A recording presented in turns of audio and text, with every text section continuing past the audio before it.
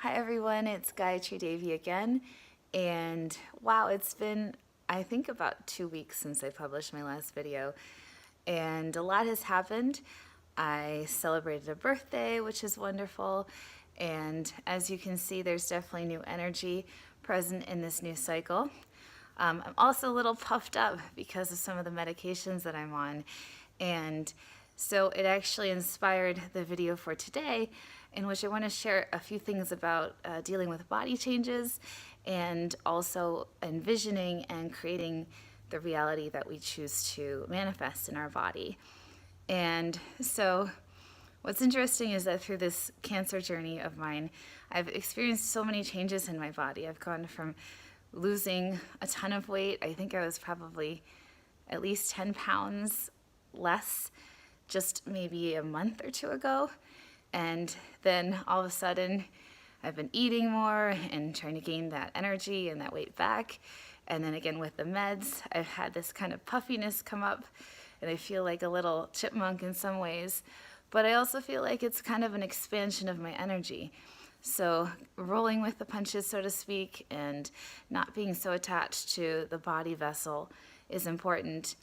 And it reminded me also of how the saints, they use their mind to create and visualize and set the intention for how they wish to treat their body and perceive their body, and to create and to appreciate it and let it be the vessel that they need it to be. So Paramahansa Yogananda, I don't know if you've heard of him, but he's the founder of the Self-Realization Fellowship, and he was a saint from India who founded an organization, a spiritual organization, which is here in the United States, and they still do amazing work to this day. I remember reading, it was either in his book, Autobiography of a Yogi, or in his movie, in the movie about him, but he mentioned that he was very sick as a child, and he was very weak. And so as he got older and developed his more spiritual powers, he chose to always be actually a larger weight, because he wanted to have that extra, that energy, and he consciously chose to have a fuller appearance because he didn't want to be sickly and thin. And of course there are other people who through their intention and through their visualizations and their focus, they're trying to achieve a certain body shape or size. And I want to say that it's okay to do that, not in a superficial way, but in a very caring way for your body.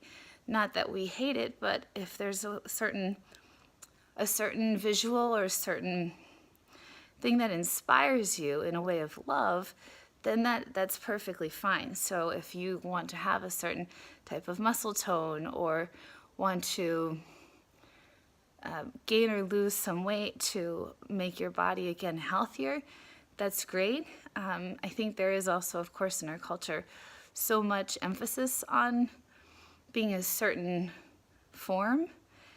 It shouldn't be used to create any type of negativity or any hate, but again, be used to allow your body to be the fullest and most powerful expression of yourself. And sometimes that means having more mass and more energy. There was a time that I went on this retreat in Sedona, Arizona, and we did all this energy work, and I remember just being so hungry.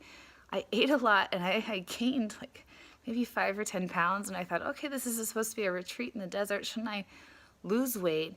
But again, I felt like my body was just rebuilding from the inside and like taking in chi, taking in energy. So I kind of became stockier and fuller, but I also felt stronger and healthier. So my message today, or what I wish to share, is again, it's okay to love your body and know that it will change, and the physical appearance can change.